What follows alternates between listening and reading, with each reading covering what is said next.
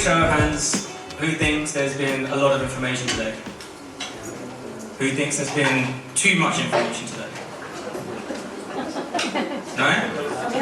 I definitely think there is too much information. So, what I'm going to try and do right now is just break down exactly what we...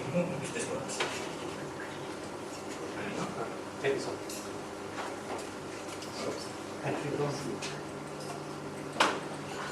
Is that working? Yeah.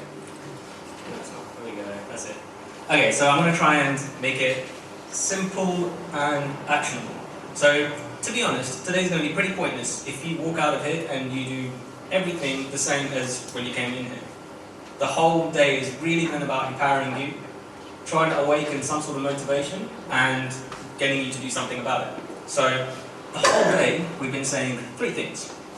One, be safe. Don't ignore your doctors, but if they're not on your side, you can probably find any doctor. I mean, Chitraj did that, right? And that served him pretty well. Two, find the experts. And as Chitraj also said, there's a lot of information out there, information overload.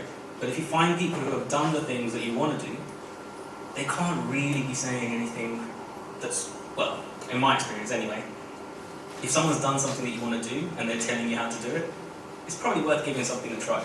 So if you find the expertise and you run everything by your doctor, then that's a good way to start. And then the third thing is that we want to turn things into habits. There's no point in doing something just for the short term, getting the benefits of it, and then totally falling off the wagon afterwards. So then, how do we actually make things into habits? So, I've cherry-picked a few of the things across the 5 buckets of lifestyle from today as a starting point. And this is all through the lens of what can we turn into a habit. So, again, quick show of hands. Which of you would say that you have a goal around health? Is there anyone who doesn't? Can you put your hand up? Okay, so everyone's clear in terms of something that they want to accomplish, right? So, these are all the areas. Eat, move, think, sleep, relate. There's probably a couple that are sticking out to you as which are the ones that might start moving the dial and start getting you towards your goal. So, look at your goal that you've been thinking about maybe since the morning, and just pick those few habits from below. If you want, you can write them down as well. I might be asking you to write things down actually, so if you have a pen and paper or if you have your phone, just get it out, because you're going to get more from it if you're actually playing along.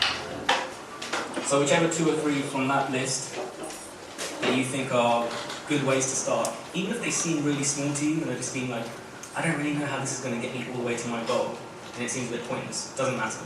The whole point is we're laying foundation for habits. So pick 2 or 3, write those ones down. Now, out of that 2 or 3, just pick one, and pick the one that would be easiest to start. We want to pick something that's easy. It's something's quite interesting. One of the things that happens is that when we get motivated, we think we're going to take on the whole world. And the problem is that lasts for a day, and then the whole world feels really big afterwards. So, when you're feeling amped up in motivation, let's channel it into making something permanent. And what we're going to make permanent is something small and digestible. So now, I want you to take all of that, and I want you to fill in these blanks. I want to, whatever goal yours is, because I want you to think about why it's important to you. So if you're playing along, just write this out. Write out whatever your goal is. I'm going to sit here just for a minute whilst you do that, to be honest. So you can either sit or... So this is actually the most important thing from today. If you can write this out, this is something that you take away. And just to give some context whilst you're doing this, there's some pretty heavy behavioural science that goes on behind this. You know the stuff that I was mentioning earlier about the behavioural scientist who designs and advises a lot of the companies who are making all those smartphone apps. There's a guy called BJ Fogg. He's advised Facebook, Instagram, Snapchat, all of the things which they're getting into your mind. All of that science is behind Tiny Steps approach, which is what we're employing now. So it will work if you actually put it into action. So now that you know what you want and why you want it, say what you're going to do.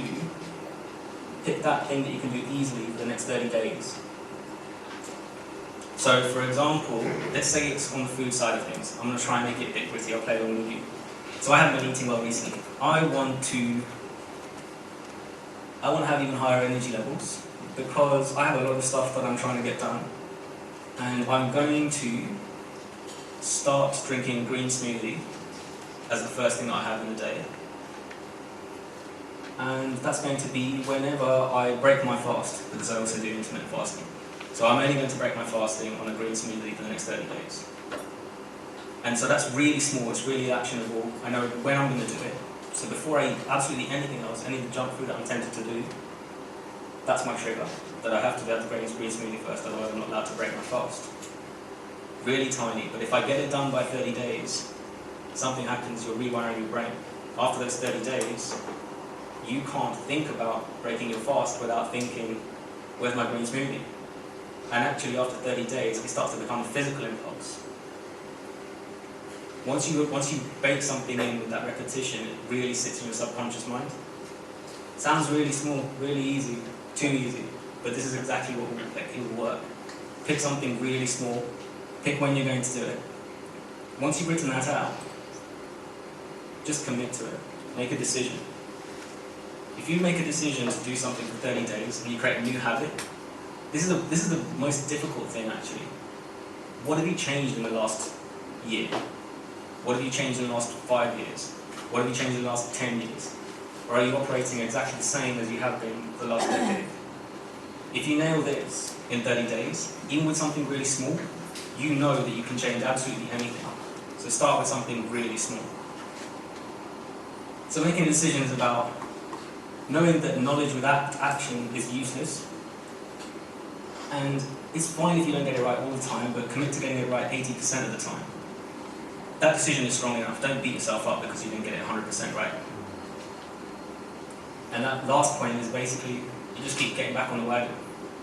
Anytime you get knocked back down, anytime you flake out, let's say you did eat that thing at the wedding that you didn't mean to. And actually one time she did cheat. In that 18 months, she ate Crunchy Nut cornflakes once. I haven't forgotten. Yeah. But she didn't remember it because she got back on the wagon, right? So that's the decision you need to make. Just decide that you're going to do something small and you're going to make it happen. And then you're like this guy.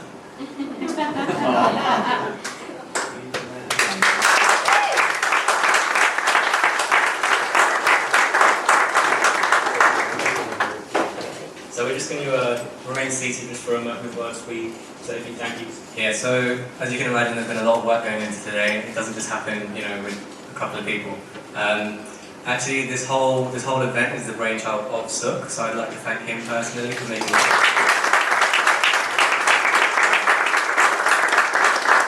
We've been really lucky to have some pretty incredible speakers join us today. I'd like to thank Prof and Amit for joining us.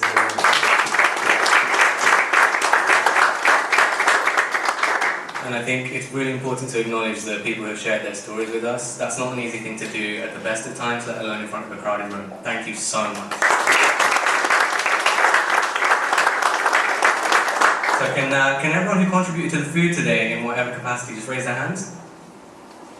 I know you guys don't tend to do this, you're a humble bunch. Hands up, hands up. Hands up.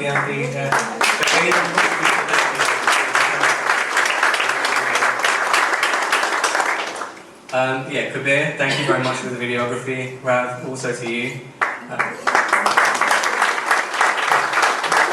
Timekeeping, thank you. You guys all make this whole process go a lot more smoothly, so thank you very much. And obviously, thank you for you guys for all being here. I think moments like this, when there's a group of people who feel like they've got a shared goal, it's so much more powerful. And I think now we've actually begun to open a dialogue around these things.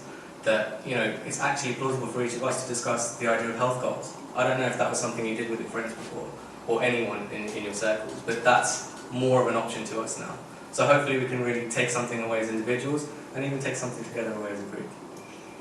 So, obviously, without everyone's help, and the rest of the committee here, it wouldn't have been plausible. So thank you so much for opening up. Sukh and I have been part of this community since we were young. To be able to share ideas that are really, really important to us in a forum like this with people that we've grown up around, that's actually really special. So thank you very much. I'd like to hand over to you. Now this is the closing of the seminar. And once again, thank you very much. Could you show the appreciation to all the participants?